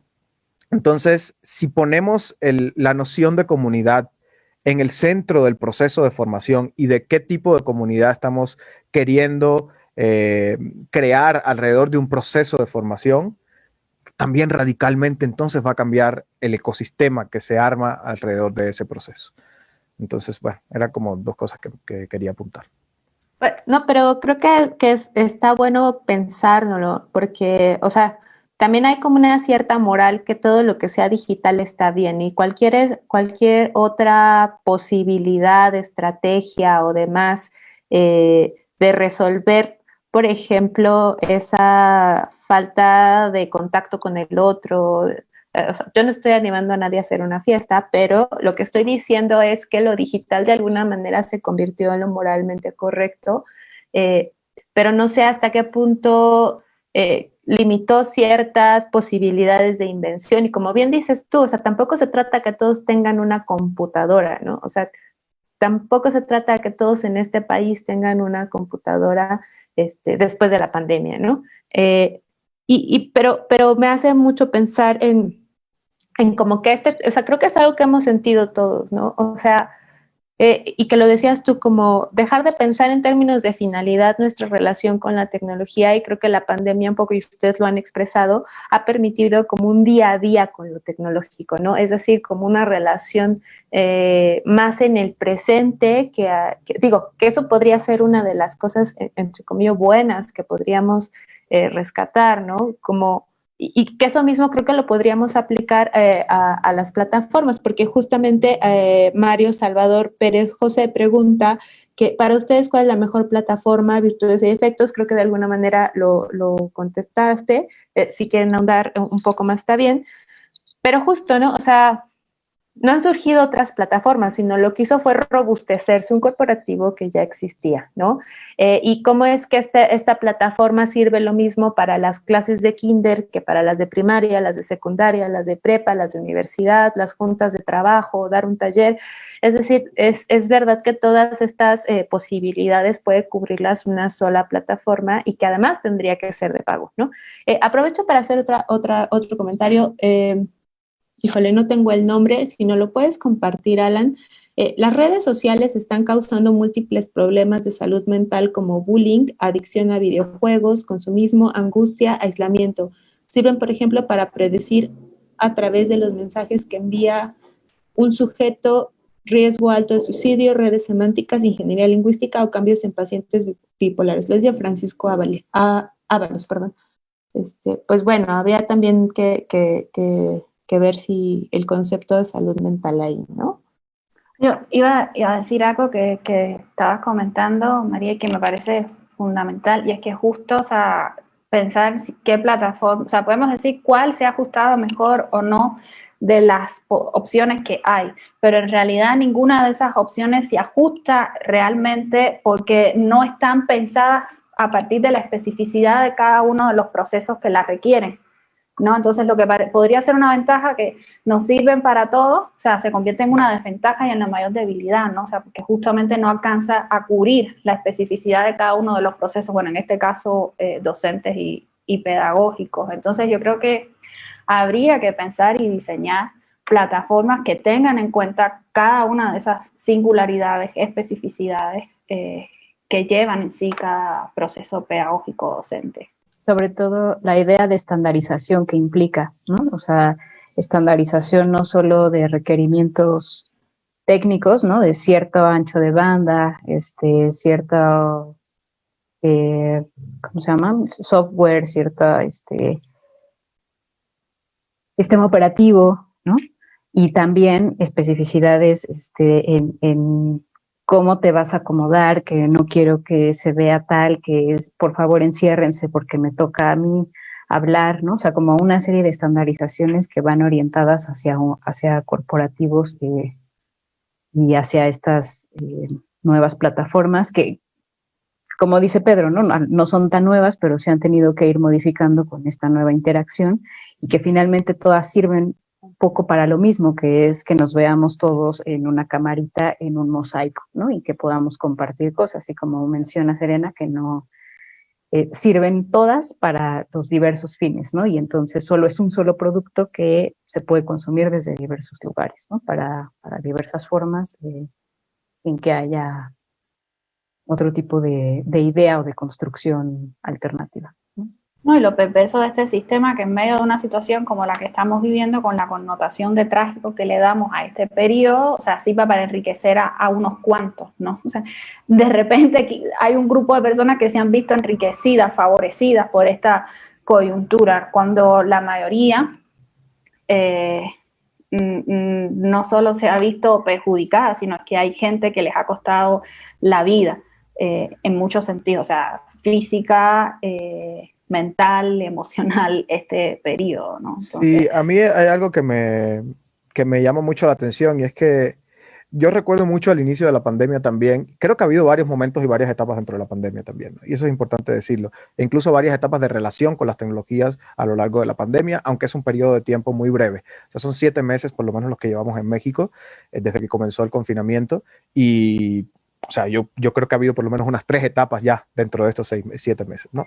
Pero yo recuerdo que al inicio había mucha, o sea, como este discurso de las crisis salimos más robustecidos, ¿no? O de las crisis salimos más fuertes. Las crisis son este momento para reinventarse. Y ese discurso o esa línea, esa matriz, digamos, empezó como a trasladar a distintos escenarios, y uno de esos escenarios fue la educación, ¿no? O sea, todo el mundo se empezó a cuestionar la educación al inicio de la pandemia, porque la escuela como institución ya está caduca, porque ya, o sea, la manera en la que aprendemos se hizo evidente que necesitaba reinventarse, o se hizo más evidente al parecer durante la pandemia. Entonces era este momento que nos iba a permitir reinventar procesos de formación, ¿no? Y procesos educativos. Y lo que hemos estado viendo es que si acaso se han estandarizado todavía más los procesos de formación, ¿no? O sea, las estrategias que se han encontrado para que las niñas y los niños, por ejemplo, continúen en la escuela, las personas más adultas, incluso a la universidad, etcétera, todo, digamos, a todos los niveles, incluso educación formal o informal, no importa. Si en vez de diversificarse esos procesos de formación y de hacerse más ricos y de pensar justamente en ecosistemas, si no específicos para cada uno de los procesos, por lo menos lo más adecuados posible a esos procesos, en realidad lo que hemos hecho es correr hacia una estandarización cada vez mayor. La educación primaria, por ejemplo, en casi todo el mundo hoy sucede a través de la televisión y a través de Internet. O sea, ya no hay otra forma de aprender que no sea que los niños y las niñas estén sentados frente a una pantalla. Y eso es, o sea, extremadamente peligroso, ¿no? Es incluso, creo que hasta más peligroso que la manera en la que venía funcionando la escuela tradicional, que ya de por sí era muy, digamos, había unas formas de aprendizaje muy estandarizadas. Entonces, coincido completamente con la idea de que no hay una plataforma ideal para nada. O sea, hay plataformas que puedes usar para determinadas cosas en determinados momentos. Yo siempre pondría por delante la gratuidad, como siempre que se pueda, gratuita, pues esa va a ser la mejor. Pero también tenemos que entender que viene con la gratuidad.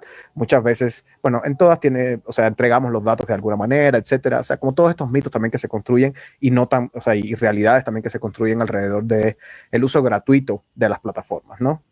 Pero bueno, también hay una realidad concreta, como decíamos al inicio. O sea, no podemos estar pagando 4 plataformas a la vez, una para cada una de las cosas que necesito hacer, digamos, ¿no? Entonces la gratuidad para mí sería como un principio básico, y a partir de ahí ver cuál se nos ajusta más a cada una de las cosas. Y bueno, eso, o sea, pensar tampoco creo que sea, no es viable, obviamente, en términos mercantiles y en términos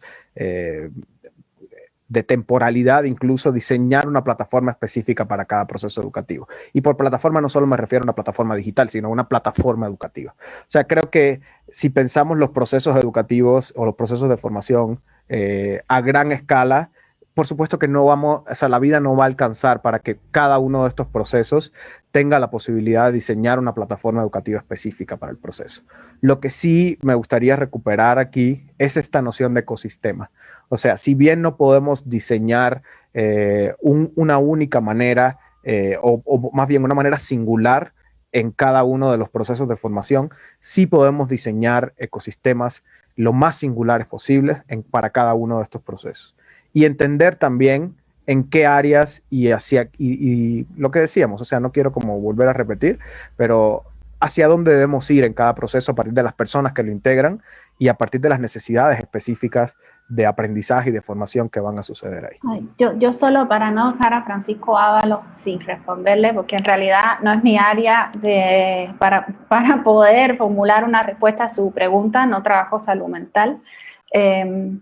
Pero solo quería mencionar que al menos desde los distintos feminismos hay muchas colectivas de mujeres que se han encargado de pensar programas de primeros auxilios virtuales. O sea, eso no está enfocado específicamente hacia la salud mental o no exclusivamente hacia la salud mental, pero se habla de primeros auxilios tecnológicos, se habla de un kit de herramientas que todas y todos deberíamos tener para poder saber hacer un uso de las redes, donde, por ejemplo, evitemos ser objeto de bullying, donde evitemos ser objeto de que nos roban información y nos expongan. Entonces, yo específicamente sobre la pregunta que está haciendo no tendría cómo responder, pero creo que se trata de pensar, una vez más, en formas de cuidados de la persona, en este caso específicamente para el medio en el cual está ocupando o habitando en ese caso, que es la virtualidad.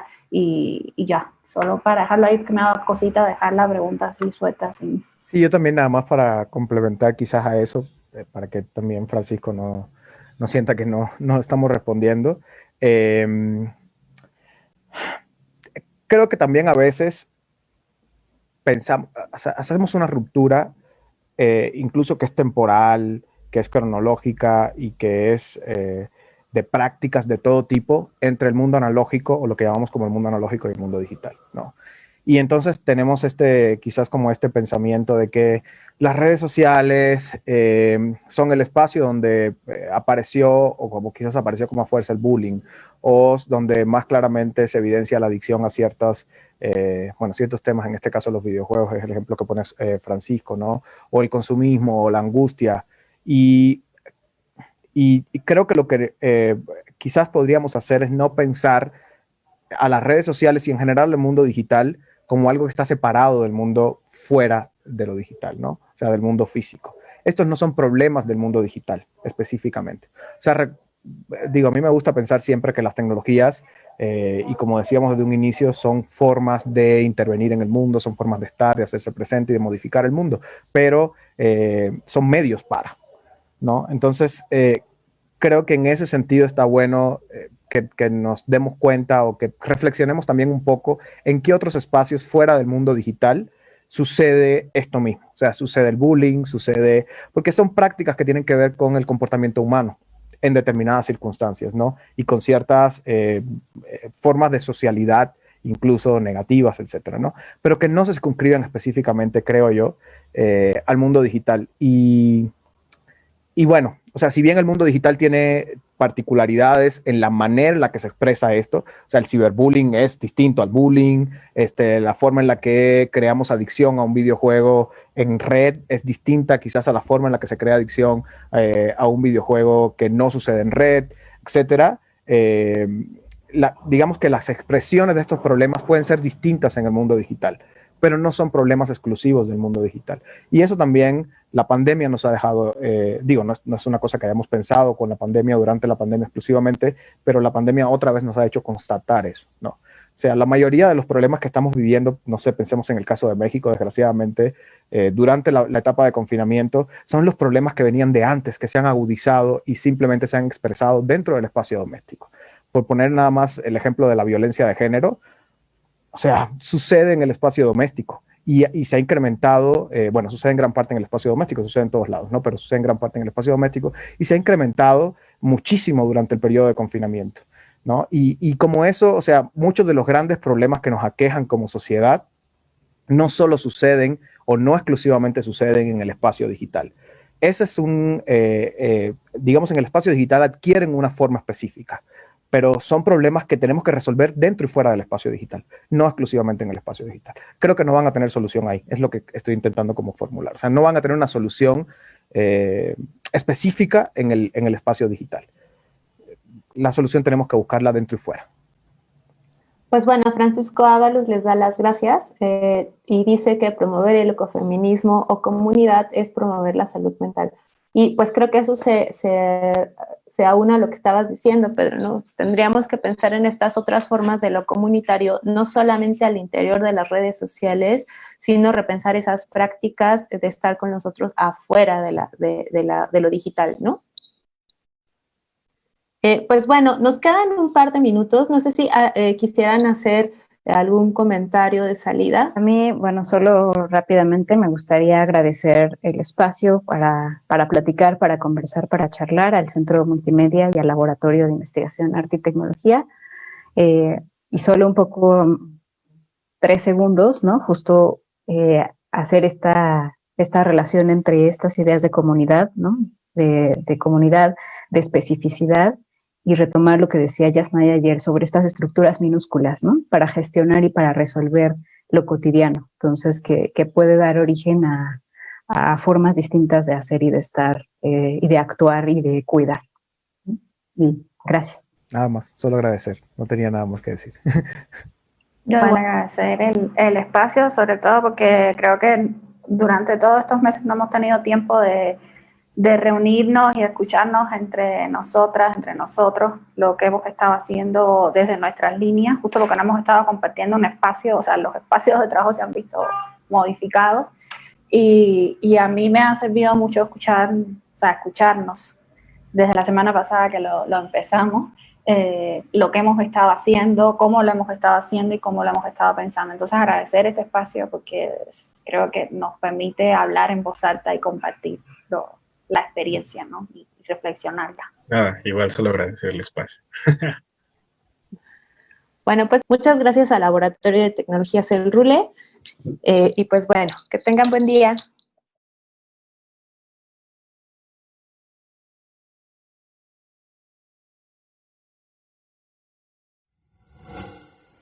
Gobierno de México.